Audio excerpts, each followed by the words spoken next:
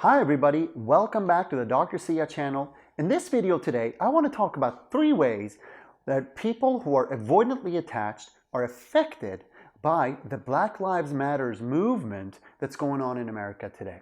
Let's get started.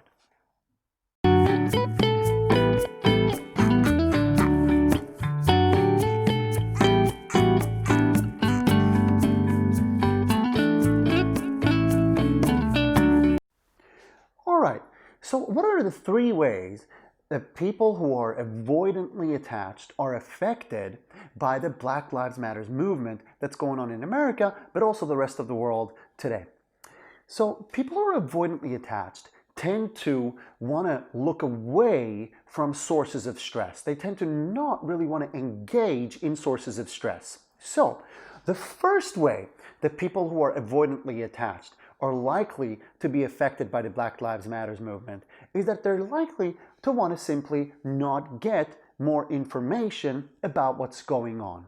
They're likely to just want to block that information out in one way or another. For example, not watch TV, not watch the news, not go into their social networking programs or whatever. They might not ask friends about it. They might just not really want to know much about it at all because, as we said before, people who are avoidantly attached tend to want to avoid sources of stress. They tend to want to avoid sources of stress because when things get too stressful, they get too stressed inside. They can't really deal with it that well, so they tend to just want to not look at that stuff. So one way that they deal with that is to simply avoid. A second way that people who are avoidantly attached tend to deal with the Black Lives Matters movement and all of the hurt that's going on at the moment and all of the stress that's going on and all of the frustration that's going on is that they're likely to try to intellectualize about it. They're likely to try to understand what's going on very much at an intellectual level.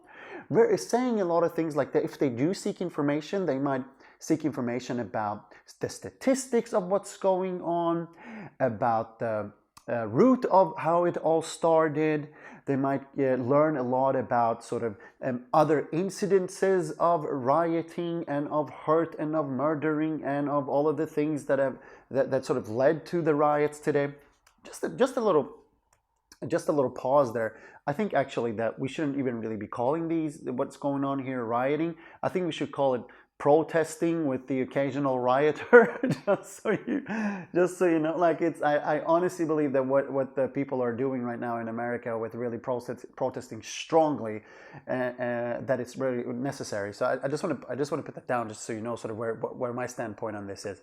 So I think what happens then for the people who are avoidantly attached is that they'll engage with this intellectually, but not really emotionally. And I think a good example of that is sort of what just happened for me just then, right? I was talking about it and I felt like I needed to pause there for a while and go, no, you know what? Actually, I'm quite passionate about this, and I'm with the people in America. I'm with the Black people in America who are actually fighting for their lives, for their right to live, for their right to exist equally with equity to everybody else, right? And I can understand that they're furious that that's not the way that things are.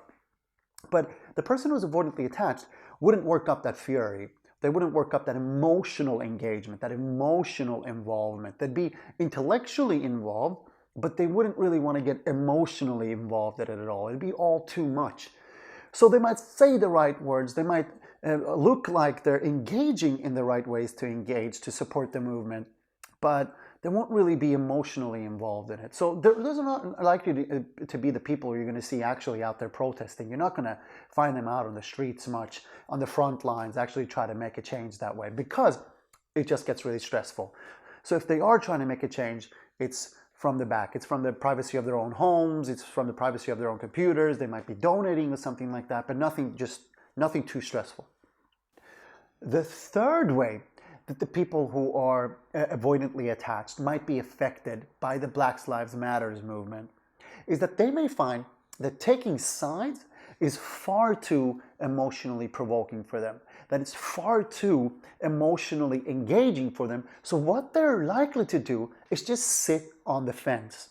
The people who are avoidantly attached are the ones you're going to hear say things like, yeah, I know the black people have it really badly right now at the hands of the police, but you know, white people get hurt too.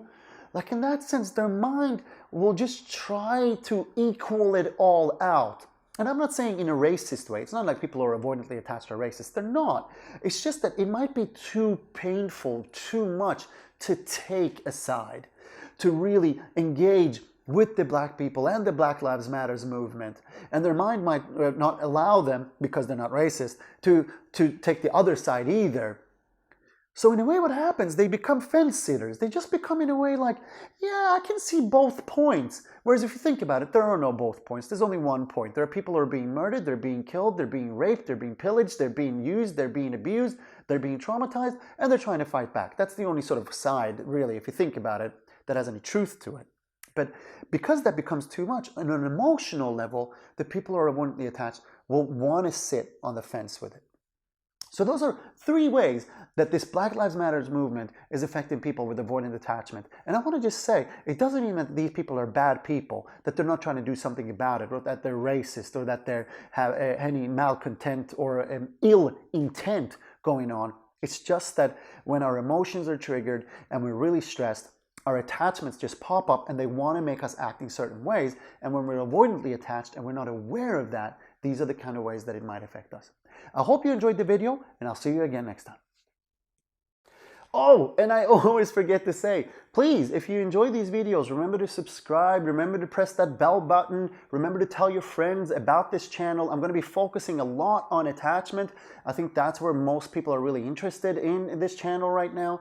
So please, tell everybody about it, subscribe, and also remember to go on to my Insta as well. We're at Dr. Sia, where I post a lot about attachment and sort of recent events and things like that that relate to psychotherapy and attachment and psychology. So yeah, thank you so much.